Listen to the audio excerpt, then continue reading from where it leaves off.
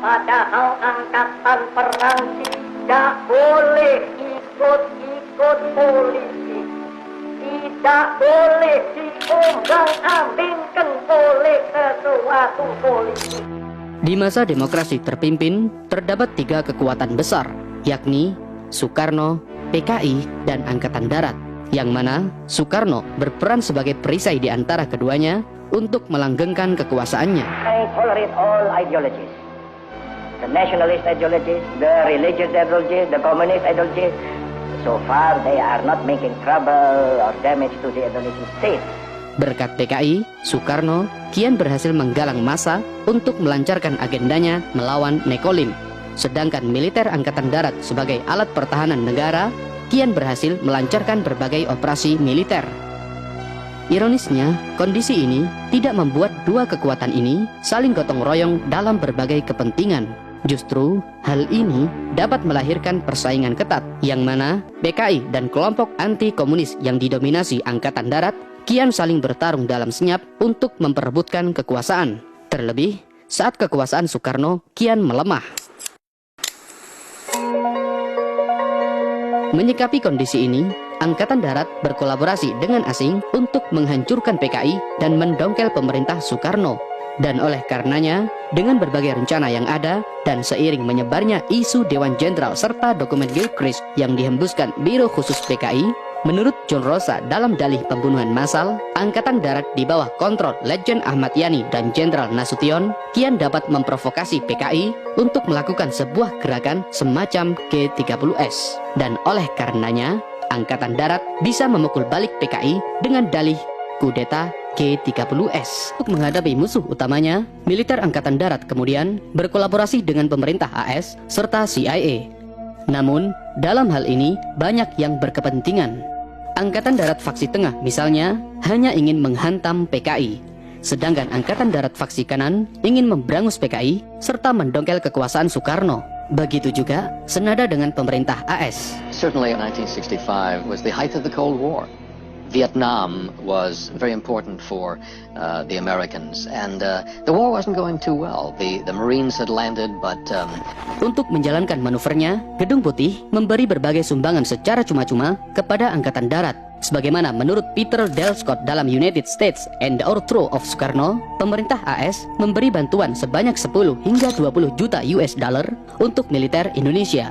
Baik bantuan persenjataan, keuangan, hingga pelatihan terhadap perwira-perwira Angkatan Darat, termasuk Letjen Ahmad Yani, Jenderal Nasution, Majen Soeharto, dan lain-lain. Sehingga pemerintah AS maupun CIA menjalin kontak dengan militer dengan baik. Dan siasat yang digunakan adalah Angkatan Darat harus mendekati PKI dengan kelihayan musang berburu ayam. Setiap serangan terhadap PKI harus bisa dibenarkan secara politik.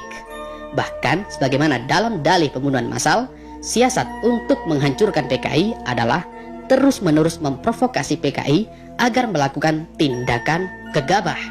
Namun, upaya Angkatan Darat ini harus tertunda seketika, karena pada tahun 1963, Presiden Soekarno bereaksi keras terhadap pembentukan Federasi Malaysia, yang mana membuat Indonesia berkonfrontasi dengan Malaysia. Oleh karena itu, Presiden Soekarno memerlukan militer untuk operasi militer. Hanya saja, Presiden Soekarno juga kian memanfaatkan PKI untuk menggalang massa dalam pembentukan sukarelawan melawan Malaysia. Komando Aksi Sukarelawan. Kami, pemimpin besar Revolusi Indonesia, dalam rangka politik konfrontasi terhadap proyek neokolonialis Malaysia. Untuk memanfaatkan momen ini, PKI bersikeras mengusulkan angkatan kelima, di mana buruh dan tani dipersenjatai dengan dalih membantu konfrontasi. Namun, upaya itu gagal karena tidak disetujui oleh Letjen Ahmad Yani sebagai pimpinan Angkatan Darat. Untuk mendominasi kekuatan PKI, Angkatan Darat membentuk sekretariat bersama Golkar yang terdiri dari Soksi, MKGR, Kosgoro, Gakari, hingga Pemuda Pancasila. Di lain sisi, dalam sebuah operasi Dwi Kora atau kampanye Ganyang Malaysia, Angkatan Darat tidak tinggal diam. Dengan berbagai bantuan informan pemerintah AS, Letjen Ahmad Yani memerintahkan Majen Soeharto untuk menggembosi operasi Dwi Kora. sebagaimana dalam dalih pembunuhan massal, konfrontasi ini dinilai oleh Letjen Ahmad Yani sebagai upaya manuver Angkatan Darat untuk mengendalikan PKI.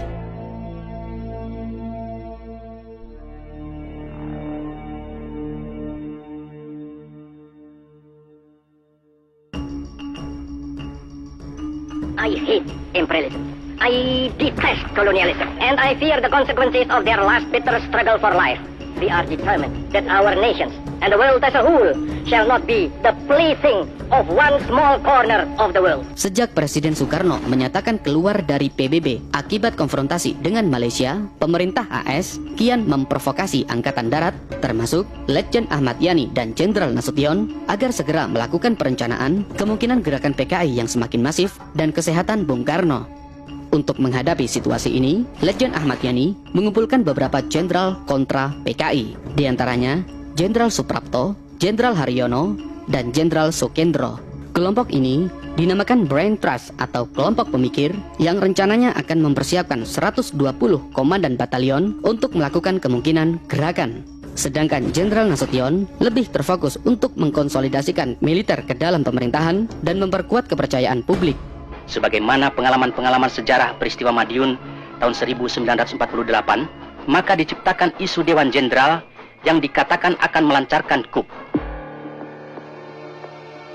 Namun, informasi persekongkolan Yani atau yang kemudian dikenal dengan Dewan Jenderal ini bocor seketika. Akibatnya, Letjen Ahmad Yani dipanggil Presiden Soekarno untuk dimintai keterangan mengenai Dewan Jenderal dan dia segera menampiknya.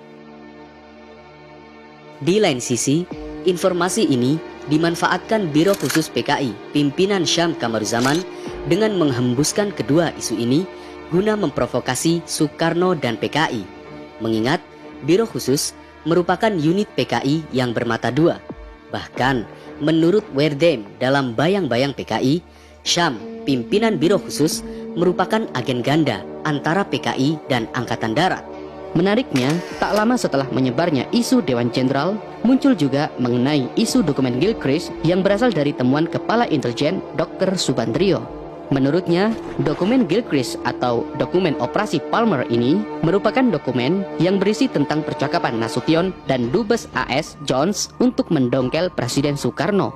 Namun, isu ini tidak begitu populer untuk menarik respon istana.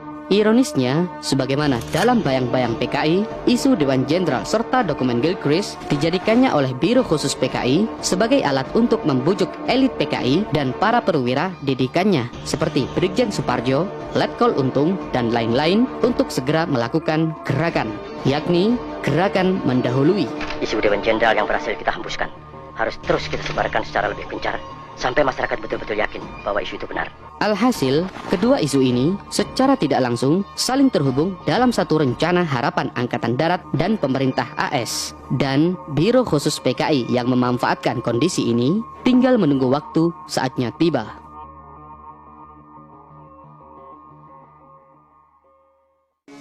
Tapi saya ragu, apakah Ajang Bung Karno benar-benar sudah dekat seperti perkiraan tim Dr. RRT? 4 Agustus 1965 dikabarkan bahwa Presiden Soekarno pingsan dan muntah-muntah.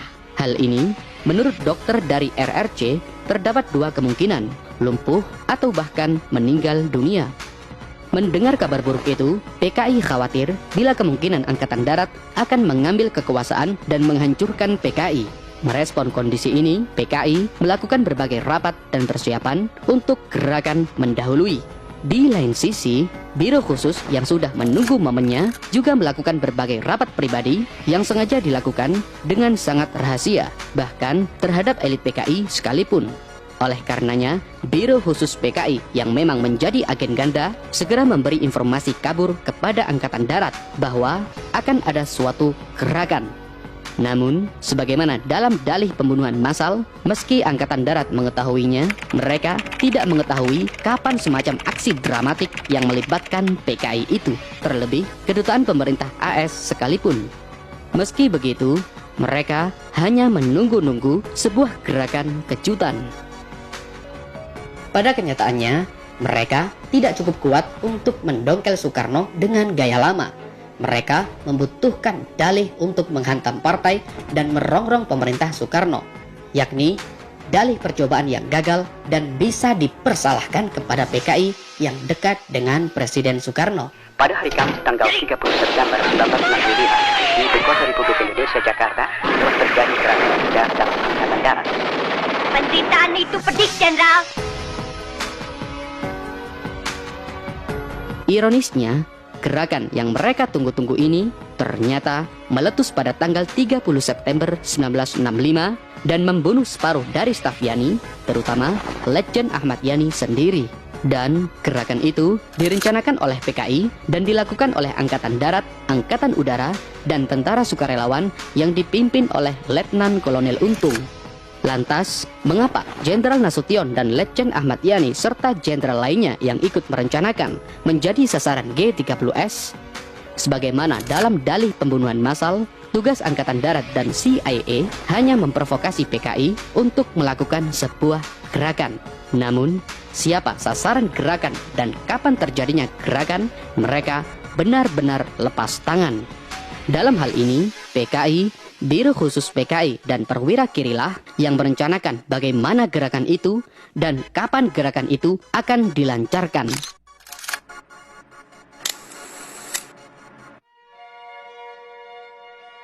Tak lama setelah pengumuman G30S dan Dewan Revolusi yang dipimpin Letnan Kolonel Untung, muncul sosok tokoh baru untuk mengambil alih seluruh kekosongan Angkatan Darat, yakni Mayor Jenderal Soeharto.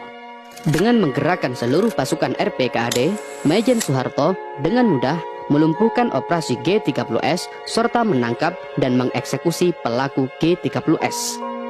Berbekal dalih G30S yang dituduhkan hanya kepada PKI, sebagaimana kutipan dokumen AS dalam dalih pembunuhan massal, setelah G30S, Angkatan Darat memulai rencana permainan baru. Di antaranya, menuding PKI melakukan percobaan kudeta, melancarkan pembasmian tumpas kelor terhadap PKI di seluruh negeri, menggunakan Soekarno sebagai presiden boneka sambil merongrongnya, dan membangun satu pemerintahan korporatis baru yang dikuasai Angkatan Darat. Dalam hal ini, pemerintah AS memanfaatkan Soeharto yang baru muncul sebagai tokoh yang mengisi kekosongan Angkatan Darat. Terbukti pada tanggal 18 Oktober 1965, Angkatan Darat mengumumkan bahwa PKI menjadi dalang satu-satunya G30S. Dan untuk memframing peristiwa G30S, media Angkatan Darat menggunakan istilah penyiksaan terhadap para jenderal yang terbunuh. Alhasil, informasi ini kian menyebar dengan masif dan membuat kegeraman seluruh negeri kepada PKI.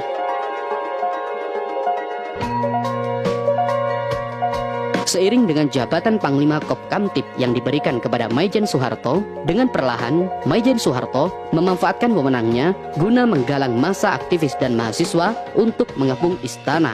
Alhasil, berbagai demonstrasi besar-besaran yang kemudian menjadi demonstrasi Tritura ini berhasil mendesak pemerintahan Soekarno. Dan oleh karenanya, pemerintah segera melakukan upaya yang sudah direkomendasikan oleh Angkatan Darat, yakni penandatanganan Surat Perintah 11 Maret 1966 atau Super Semar. Dan lagi-lagi Letnan Jenderal Soeharto memanfaatkan Super Semar ini untuk membubarkan PKI dan menangkap menteri serta pejabat loyalis Soekarno. Otomatis, Angkatan Darat dengan leluasa melakukan pembasmian tumpas kelor terhadap 500.000 hingga 1 juta orang yang dituduh PKI sampai ke akar-akarnya. Alhasil, Angkatan Darat tampil bak pahlawan. Dan oleh karenanya, pengaruh Soekarno sebagai presiden kian menyusut, bahkan sudah tidak dianggap sebagai presiden.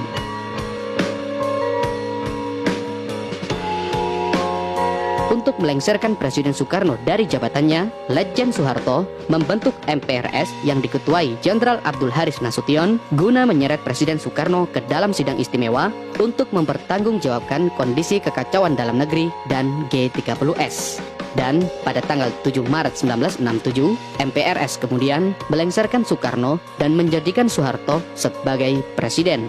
Alhasil, semua manuver Angkatan Darat, mulai dari pembasmian PKI hingga tindakan kudeta merangkak terhadap Presiden Soekarno pun bisa dibenarkan secara politik.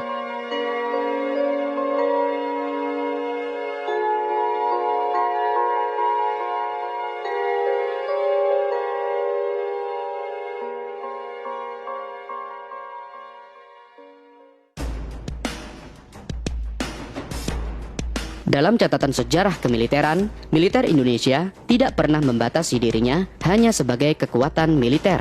Terlebih di masa demokrasi terpimpin, yang mana membuka peluang militer dalam bidang ekonomi dan politik bebas aktif. Dan di masa itu juga, militer kian berambisi menguasai pemerintahan. Namun, selama bertahun-tahun, mereka harus berhadapan dengan Presiden Soekarno serta PKI. Dan dengan berbagai rencana yang bahkan dibantu oleh asing, militer Angkatan Darat berhasil menciptakan satu persatu peristiwa untuk membuat satu skenario, yakni perebutan kekuasaan. Alhasil, meletuslah G30S, dan pada tahun 65 hingga tahun 67 pula, militer Angkatan Darat berhasil menghancurkan musuh besarnya, yakni Partai Komunis Indonesia atau PKI. Dan dengan perlahan juga mereka berhasil merebut kekuasaan Orde Lama.